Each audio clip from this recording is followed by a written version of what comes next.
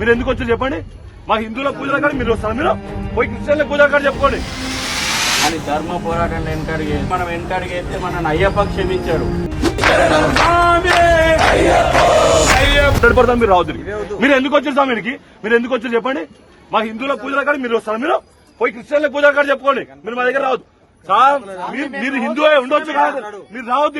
మీరు రావద్దు స్వామి, మీరు రావద్దు. మా గుడికాడికి మా గుడికాడికి మీరు రావద్దు స్వామి, మీరు రావద్దు స్వామి. నేను సౌండ్ తక్కువ చేసుకోండి, మీరు కేసు చేసుకోండి.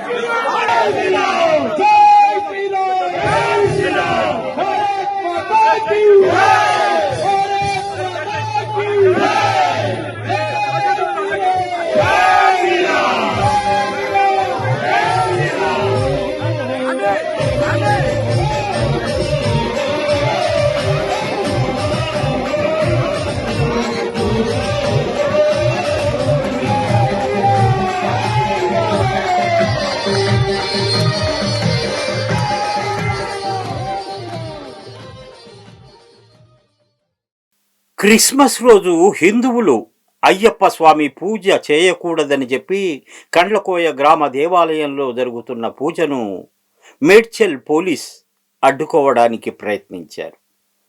పోలీసుల దుశ్చర్యను ప్రతిఘటించి తమ ధార్మిక హక్కును హిందూ సమాజం కాపాడుకుంది. అక్కడ భక్తులకు అండగా పోలీసులకు అడ్డుగా నిలిచి గట్టిగా మాట్లాడి అడ్డుకున్న హైందవ వీరులు. స్వామియే శరణమయ్యప్ప.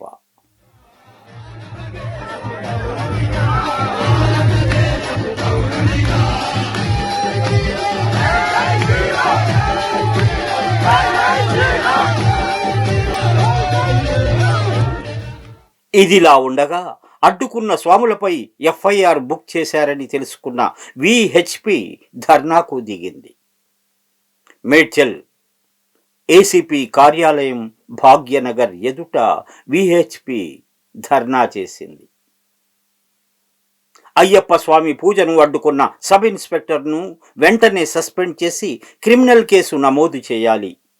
భక్తులపై పెట్టిన అక్రమ కేసులను బేషరతుగా ఉపసంహరించుకోవాలి అంటూ డిమాండ్ చేసింది. ధర్మ పోరాటాన్ని వెనకడిగేయద్దు. పోరాటంలో మనం వెనకడిగేస్తే మన అయ్యప్ప క్షమించాడు. అయ్యప్ప క్షమించాడు. ఎంత ధైర్యం! ఇదే క్రైస్తవుల మీద మసీద్ మీద నైట్ ఆగ మేఘాల మీద ఏ ఉన్నతాధికారి విచారణ జరిపిండని వాళ్ళ అయ్యప్పల మీద 8 మంది కేసు పెట్టారు. ఎఫ్ఐఆర్ ఎట్లా రిజిస్టర్ అయింది?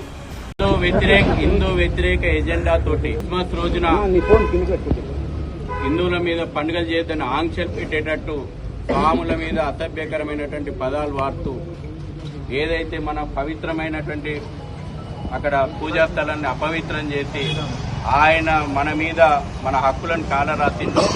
ఆయన క్షమించడానికి నేరం చేసిండు. అటువంటి క్షమిస్తే మనకు అయ్యప్ప మనని క్షమించాం.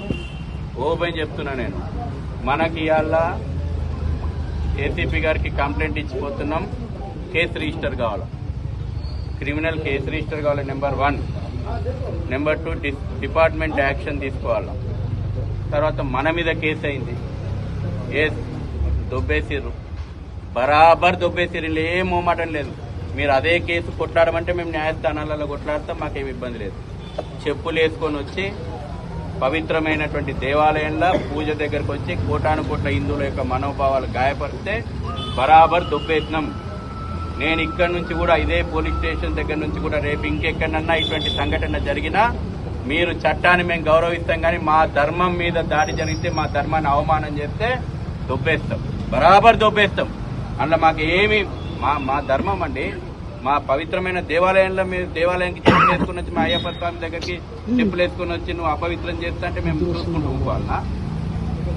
మేము అయ్యప్ప స్వామి భక్తులం, చూస్తూ ఊరుకోము. కాబట్టి మా అయ్యప్పల మీద పెట్టినటువంటి కేసులు ఏవైతే ఉన్నాయో అక్రమ కేసులు, కేవలం మీ యొక్క ఇగో కోసం, పోలీసులు చేసిన తప్పును కప్పిపుచ్చుకోవడం కోసం అయ్యప్ప స్వాముల మీద కేసులు పెట్టారు కదా. మేము బేషరతుగా రేపు ఉదయం వరకు ఈ కేసులను విత్డ్రా చేసుకోవాలా, ఎస్ఐ మీద కేసు బుక్ చేయాలా, లేదంటే విశ్వ హిందూ పరిషత్ రేపు మీరు తీసుకోబోయేటువంటి చర్యల మీద మేము వేచి చూస్తాము. ఇక్కడ స్థానికమైనటువంటి గురుస్వాముల అభిప్రాయానికి, స్థానికంగా అధికారులు మీ అందరి మీద ఉన్నటువంటి గౌరవం కోసము ఈ రోజున మేము కంప్లైంట్ ఇచ్చే పోతున్నాం.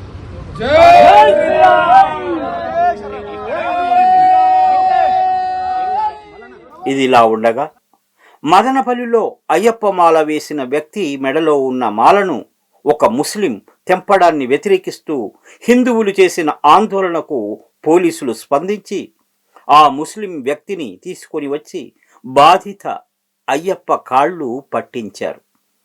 ఇటీవలి కాలంలో హిందువులు తిరగబడ్డ చాలా సంఘటనలు చూశాం. హిందువులు చేసిన ఆందోళనల ఫలితం ఇది. అసలు ఆందోళన, రిస్క్, అవసరం లేని వాతావరణం ఏర్పడాలి అంటే ముస్లిం, క్రైస్తవులు వాళ్ళ ప్రార్థనా స్థలాలని వాళ్ళు కాపాడుతున్నట్టే మన గుళ్ళను మనం కాపాడుకోవాలి.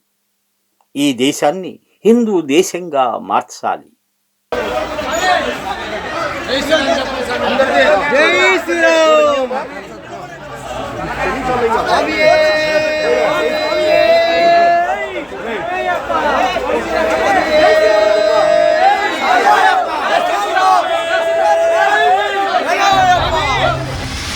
అని ధర్మ పోరాటంలో వెనకడిగేది. పోరాటంలో మనం వెనకడిగేస్తే మనల్ని అయ్యప్ప క్షమించాడు. దేశం కోసం, ధర్మం కోసం.